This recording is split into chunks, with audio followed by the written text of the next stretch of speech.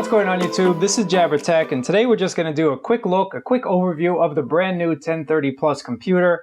I'm an Edge 1000 user and I'm kind of curious, and maybe you're an Edge 1000 user as well, and you're kind of curious to find out, is it worth upgrading?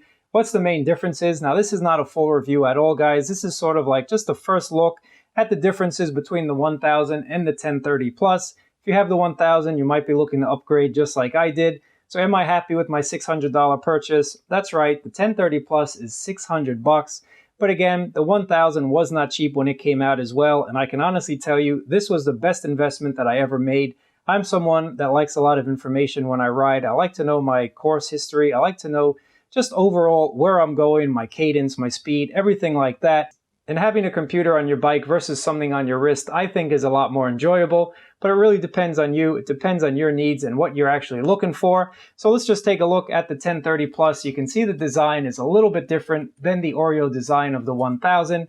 Get a little accent color on the power button right over there. The buttons are moved from the top. They're now on the bottom, which I think is a lot easier to press as you're biking. You also get a much more vibrant, much more beautiful 3.5-inch screen. Gone is the 3-inch screen of the 1000. I'm curious to see how this is in direct sunlight, and I will have a full review coming up later. So make sure to subscribe, hit that thumbs up button, and let me know if you want to know any specific information down in the comments below. But the screen is a much better screen, and just having it a little bit bigger is going to be more enjoyable on my rides. Another thing that's gone, guys, is the micro SD card slot that we had on the 1000. We now have 32 gigabytes of built-in storage with every single map included on the device from the box, and that's a huge plus. If you wanted to download maps to your old 1000, you actually had to put in an SD card and download the maps to it. It's just a lot more user-friendly to include more of a storage option on the actual device itself. We also get water resistance on here, so if you do get caught in a rainstorm, which I have plenty of times, it's not going to ruin your device, and I can attest to that. But there is something that I don't like. This actually charges with a micro USB cable. I think for $600 in 2020, Garmin should have upped their game and giving us USB-C. That's something they're going to have to do going forward. I just don't know why they didn't do that right now. So you still will have to carry an old micro USB cable around to kind of charge this thing up. That's not something I can give Garmin a lot of credit for. I think they should have gotten with the modern times of giving us USB-C. But we do get a bigger battery in here. We're going to get about 48 hours of basic GPS usage. I think that's a huge improvement over the 1000. When you connect a lot of sensors to the 1000, it really drained very, very quickly. So this should do a lot better in terms of battery management, and I'm definitely happy about that. I'm also happy about the fact that we get a new UI. It's a much more modern looking UI versus the old 1000. And I like the fact that we have different pages here now. We can quickly go into our profile and edit it. So if you are in your training profile, if you're in your indoor profile, you can change the color, you can change the data screens if you need to. And just to show you that, I usually like 7 data fields myself, but you can have a maximum of 10, or you can go super minimalistic and just have 1 or 2. But they make it a lot easier, and you can tell that it's a lot faster than the old 1000 is in terms of scrolling through menus and changing different options. You can go in here and you can add a whole bunch of different things. Again, Garmin does it right. They give us a ton of information, and we also can select different GPS modes, from GPS to GPS+gonass to GPS+ Galileo. So off, if you're indoor, you don't want to waste power going ahead and trying to locate GPS. Another thing that I like about the UI, other than being more modern and more sleek looking, we have different pages here now that we can scroll through and get a lot more information. So if you want to stop a navigation, you can just go ahead and stop it right away.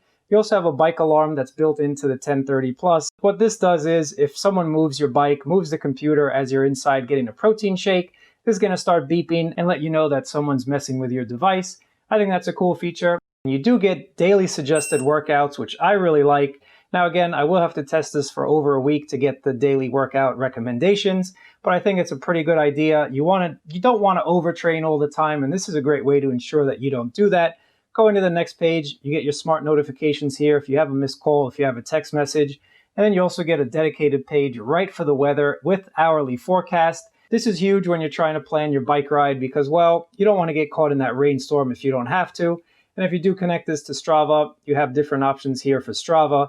But again, it's just a much more modern looking UI. If you ask me, it's just big pages, big icons, and the touch sensitivity has been greatly improved over the 1000, which sometimes I would struggle with and have to press something more than once, and that's not safe when you're out for a ride. Another thing that I'm excited about, we do get trendline popularity routing. If you go to a new area, or if you're in your area and you're tired of your routes, you can go in and kind of find something new for you. We also get My Stats right on the home page there, and this will kind of let you know what your recovery time is. It'll let you know a whole bunch of information about your rides and about how that's affecting you as a person, how it's affecting your stats for whatever your goal is. You can go in, click on it, and see it very, very quickly. You can tell that's a fast device. It's a very, very snappy device, and I can tell you that's worth it. I could recommend the 1030 Plus, guys, even though I haven't gone out for a ride yet, because I am used to the 1000. I do know what to expect. This is going to be a beefed up 1000, and I'm definitely okay with that. For me, it was worth the money. But if you're not too sure, if you haven't yet gotten on the Edge train and you're thinking about it, I would suggest you don't pay $600 because that's a ton of money. I'm the first one to let you know that.